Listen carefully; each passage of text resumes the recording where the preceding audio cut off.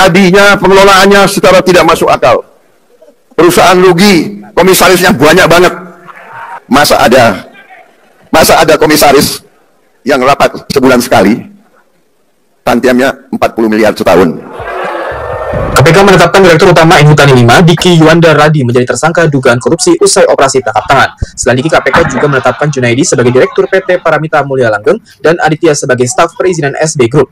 Ketiganya tertangkap dalam operasi tangkap tangan bersama 7 pihak lainnya dalam operasi senyap. Di awal pemerintahan Prabowo, kisah rampok uang negara di Pertamina berhasil dibongkar. Dan saat ini, KPK sedang mengembangkan pembongkaran kisah yang sama di BUMN yang lain.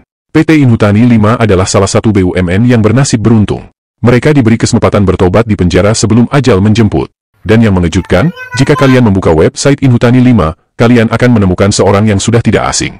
Johan Utama Perbatasari, seorang yang pernah tampil di media, dengan gagah berani dan penuh percaya diri mengaku teman kuliah Jokowi, dan memastikan bahwa ijazah Jokowi asli. Di PT Inhutani 5, perusahaan milik negara yang sekarang diobok-obok Komisi Anti Rasuah, Johan Utama Perbatasari menjadi salah satu komisaris. Menurut KPK, indikasi pelanggaran prosedur hukum di Inhutani 5 sudah berlangsung sejak tahun 2018. Salah satu perusahaan milik swasta yang tidak pernah membayar pajak sejak tahun 2018 namun kontraknya terus diperpanjang, sampai akhirnya ditangkap pada tahun 2025 ketika tertangkap tangan memberikan suap kepada para petinggi PT Inhutani 5. Di sini kita bertanya-tanya, jika ada begitu banyak komisaris yang notabene disebut pengawas perusahaan dengan gaji yang fantastis, kenapa mereka tidak bisa mengawasi agar BUMN tidak dirampok? Atau, apakah mereka justru ikut menikmati? Karena dalam operasi tangkap tangan KPK, salah satu komisaris PT Inhutani 5, Raffles Brotestes Panjaitan juga ikut diamankan. Apakah mereka kerja sendiri-sendiri, atau bekerja berjamaah? Namun ada yang diistimewakan seperti Sylvester Matutina yang sudah divonis 6 tahun lalu tapi masih bebas berkeliaran?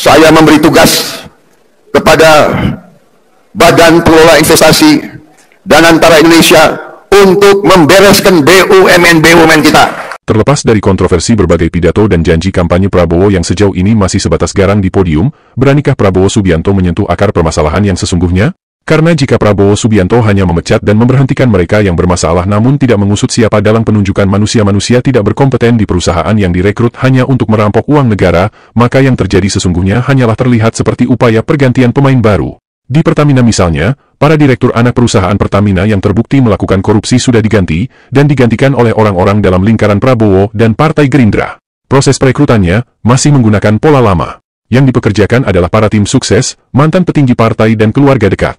Tidak ada upaya seleksi untuk menghasilkan calon pemimpin perusahaan yang mumpuni dan ahli di bidangnya.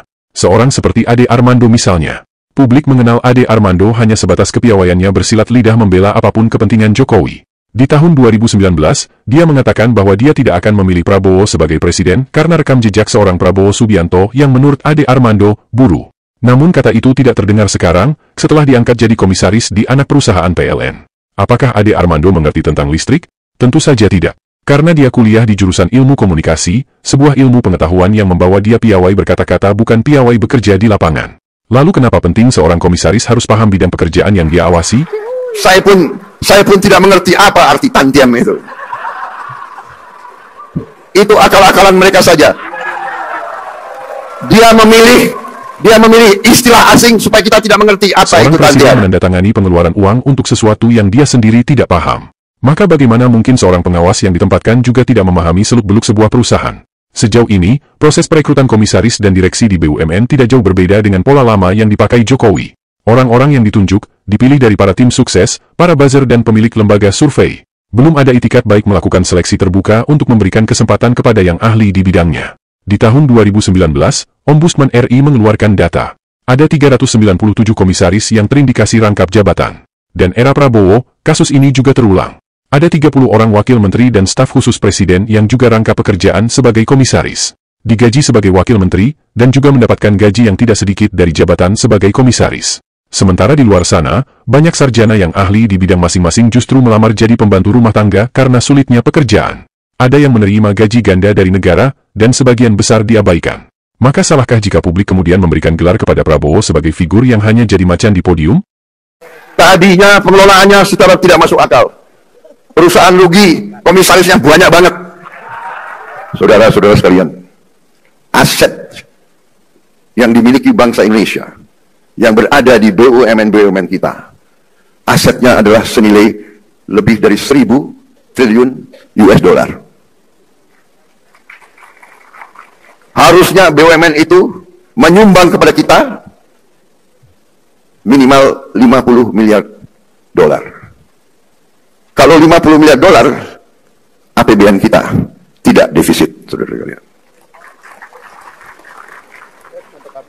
Karena itu, saya memberi tugas kepada Badan Pengelola Investasi dan Antara Indonesia untuk membereskan BUMN-BUMN kita.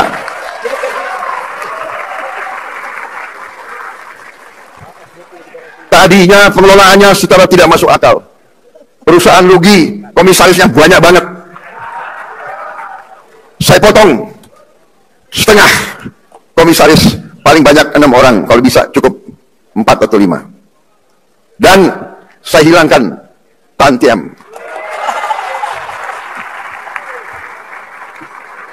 Saya pun tidak mengerti apa arti tantiam itu.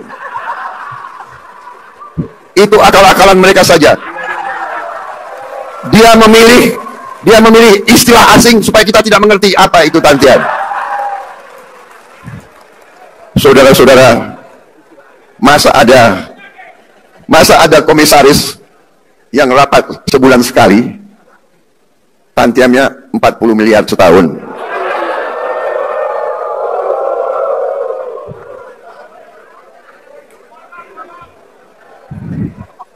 Saya juga telah perintahkan ke Danantara, direksi pun tidak perlu tantiam kalau rugi. Dan untungnya harus untung benar, jangan untung akal-akalan. Kita sudah lama jadi orang Indonesia. Dan kalau direksi itu, kalau komisaris itu keberatan, segera berhenti, saudara sekalian.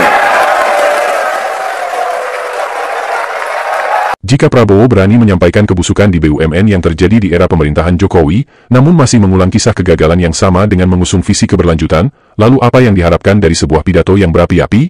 Mampukah negara menghidupi rakyatnya hanya dengan dongeng dari atas podium? Semoga ke depan Prabowo bisa bertindak tegas, melepaskan diri dari bayang-bayang kepemimpinan buruk era 10 tahun yang sudah berlalu, dan mulai menunjukkan diri sebagai pribadi yang mampu berdiri dan berjalan di atas kaki sendiri. Rakyat menunggu pembuktian, bukan janji, karena sekarang bukan masa kampanye. Saatnya bertindak, Jenderal.